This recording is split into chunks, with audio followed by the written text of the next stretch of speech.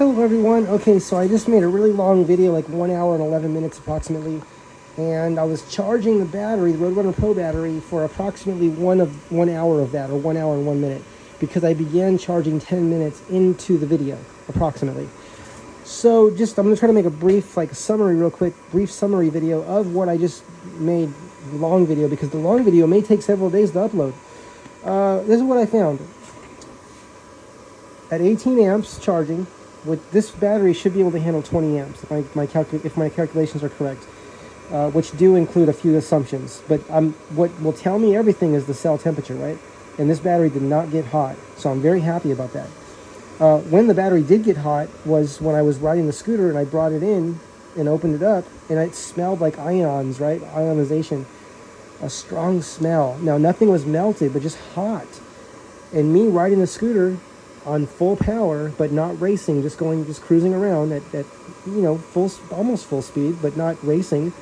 It was hard on the battery. That's why I'd like to see a higher voltage battery. This is a 60 volt nominal, 66 volts fully charged, and I really think it needs to be at least a 72 volt nominal, 84 volt fully charged, or 84 volt nominal, 95 volts fully charged, or even higher. We can go above 100 volts now. Look at the electric unicycles. They're going well over 100 volts. I think they have one coming out at 168 volts. And the Begode, B-E-G-O-D-E, I think it's called a Master V2. I don't know if it's a Master Pro V2, but it's 4,800 watt hour battery. Wow. At that high voltage, right? At the real high, over 100 volts. Now, this scooter, when we're putting so much strain on the battery, it's hard on the batteries to be discharging them like that, right? And I'm not going to ride this scooter any slower than I did today. If anything, I'm going to ride it faster. How long do you think that battery's going to last? Everyone talks about not fast charging. Do you think no one talks about discharging the battery fast and how hard that is? It's just not discussed. Okay? I was taught fast charging is not as bad as everyone says it is for batteries. What we have to watch is the temperature. If the cells are not heating up, then we should be good. That's what I was taught, right? By people that know much more than I'll probably ever know. Use your own judgment. I'm not telling you what to do. I just have to charge fast. So even if it did reduce cycle life, I have to charge fast. That's why I'm looking at graphene batteries. And I really hope that Voro Motors can start offering a graphene battery soon, because the energy density is better, more energy per the size of the battery, right? So this is a 30 amp hour, 66 volts. So a graphene battery would probably have more amp hours or more watt hours, and possibly more voltage in this same size battery. But even if it has to be a little bigger, that would be preferable as well, if there was a way to make a bigger battery in there, because I want more capacity. This is 30 amp hours, right? 30 amp hours, 1,800 watt hours. So the small wires, one of the reasons the battery's open is I wanted to open this up and see how these little wires were doing, these charge wires. Now I did notice the wires didn't do bad. They were up to about 115 degrees max, 115. They're rated for 80 Celsius, which is 176 Fahrenheit. It didn't even come close to that. I don't know why. I don't know why it didn't come close to that.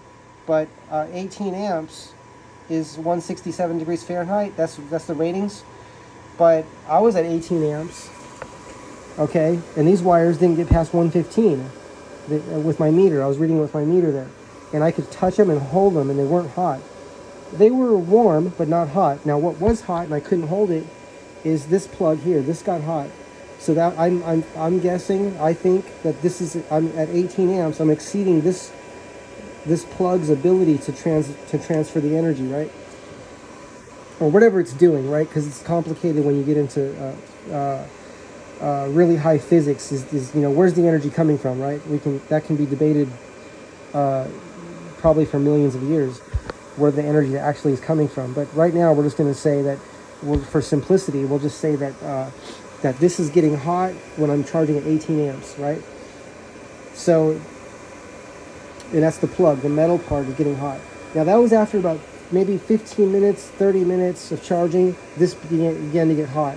So I could probably charge for 15 or 20 minutes at 18 amps, and then lower the power to 15 amps, and then continue charging. Because when I did lower this to 15 amps, I could then hold this, and even though it was hot, I could hold it and it wouldn't hurt my hand. At 18 amps, when I held it, it was too hot. So, yeah, see right now we're at 15 amps still. I'm at 15 amps, and this is just warm. It's warm.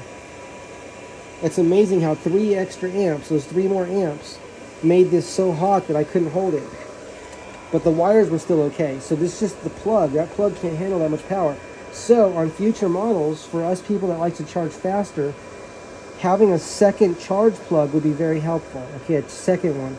And that separate plug would have its own wires going to the battery, right? Because we don't want to put 2 plugs on one wire. That's too much, right? On one set of wires. And the wires should be thicker. I think those should be a thicker wire for those of us that charge faster. So I'm at 15 amps right now, and we're at 1,167 watts that are going in there. And I think that's all I wanted to say at the moment. And then the other video will be loading. It's loading now. It has more information in it. But yeah, so the wires did well. They held in there. I don't like when things get warm. I prefer them not to get warm, but these wires did. But I think they're a good quality thin wire because they're 18 gauge. That's pretty thin. This big wire here, which goes to the controllers, that is a 10 gauge wire, right? The red one's 10 gauge and the black wire is 10 gauge, the plus and the minus. Okay, what else? This has these 2 fuses in here are the really big automotive fuses, 60 amps each. And those are going, this one 10 gauge wire splits off into these 2, right? These 2 go in parallel. I think that's what's happening. And then I see 2 black wires here. For some reason, they put this one 10 gauge wire splits off into 2 black wires. Oh yeah, that makes sense. That makes sense. We got 2 black wires here, but and then we have 2 red wires here, but the red wires have the fuses in them in series, right? I think that's what you call it. It's just in series. So if the fuses blow, it interrupts that circuit. So I like that they put a double fuse though, because you could blow one and still have one as a backup, like still going, right? And then if something's really wrong, it's going to blow the other one. But yeah, I'm also noticing there's still some room in there, you know. I could take these spacers out, push the battery over, and put a lot of more cells in there. I would really love to see graphene. I'm going to keep saying it. I would love to see graphene, because graphene can charge at 120 amps for those of us that like to charge fast, at least as a choice to pay the difference when we buy the scooter. Some scooters can have graphene, or just buy the graphene battery ourselves from the company, right? If it's just like a plug and play, you just kind of slide right in, it's graphene battery. I think that's, for some of us, it's going to be essential, very helpful. And also a larger battery would be helpful too. This is a 30 amp hour, 1800 watt hour, 60 volts nominal, 66 volts fully charged, 30 amp hour capacity, 1800 watt hour capacity. It's the LG cells. It's supposed to be the best cells you can get. So I made some assumptions that I should be able to charge. If it's the 3.4 amp per cell, then the assumptions are all here that I'm making. If they're the 5,000 milliamp hour cells, if it's the 3.4 amps per cell, if it's those LG cells, the highest capacity, or at least this capacity, 3.4 amps each, I think the 6 represents 6 in parallel to get that current, right? I think that's the way I worked this out. Someone showed me how to work out these numbers, and then I just applied it to this scooter, because they showed me on a different scooter, and I just used the formula on this. So I hope I got it right.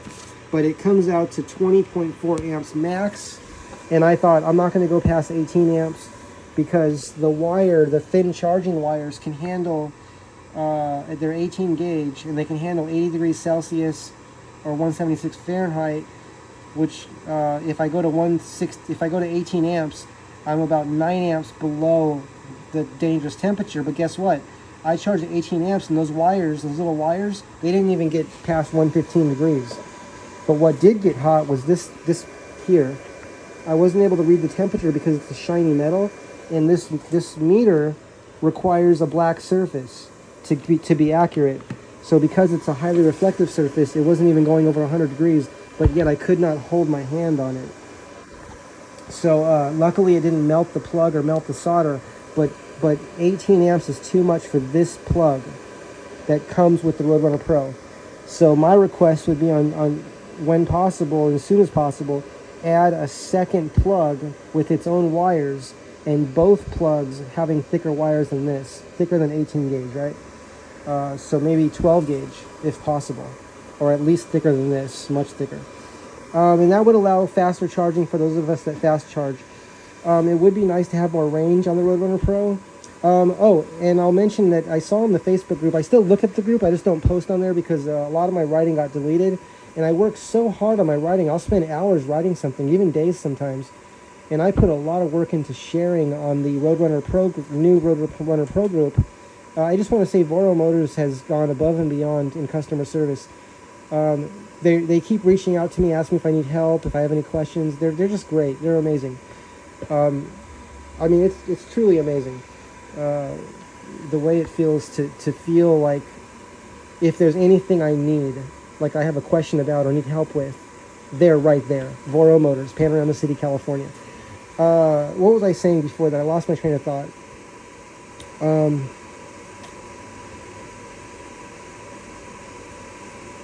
I don't know if I was talking about the battery, and a possibility of a larger capacity battery would be really great.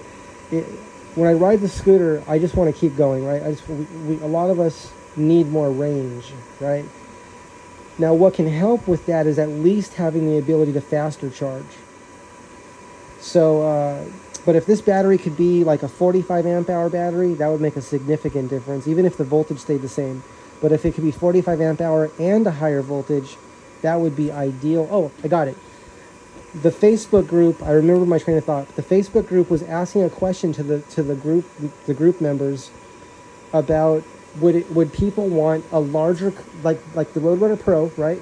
But a larger capacity battery, and possibly the ability to go on the freeway, even though you don't have to go on the freeway, but just that ability, right? The ability to go faster, much more capacity, much more power. And a few people were saying, oh, but that would make it like we'd have to get a license for it. And I've talked to people about that, and if you don't have to get a license for this, it's very likely there would be no difference between this and something that was just the same, almost the same size, but just had a bigger battery and more power. So I want to say 100% I support Voro Motors. I support you guys in making a more powerful version of this, and just keep going. Go all the way. We're going to buy the scooters from you. Just keep making the best scooters. Keep making them faster, keep making them greater capacity, and please give those of us the choice, the option to fast charge. Some of us really need the fast charging, and it doesn't hurt to have that in there for those of us that need it. And then if someone never uses that ability to fast charge, that's fine, but at least it has that capability. And if you can, switch to graphene as soon as possible. It comes from the very top, right? NASA and JPL is the best engineers you can get, especially like Lockheed Martin, right? Lockheed Martin Skunk Works, right? I've talked to engineers from all these places, and they all were telling me, I just remembered that, the Lockheed Martin Skunk Works, those guys were telling me, graphene, this is years ago. Nothing's changed. It's still a great battery. It's good. And it's much better than lithium. The materials are abundantly available. It has greater energy density. There's no fire hazard. It has a longer cycle life. It's going to help us that need quicker charging as well. Everyone needs a long-lasting battery. Everyone needs the capacity, the ability to quick charge if they need to, right?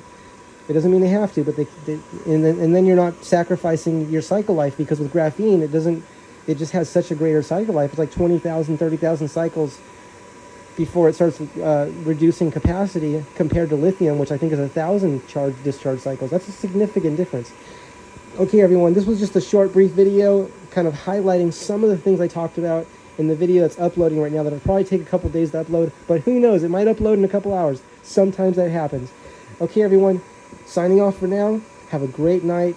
And I want to thank all of you for just being who you are and doing all that you can to learn and to share what you see. See you next time. Bye.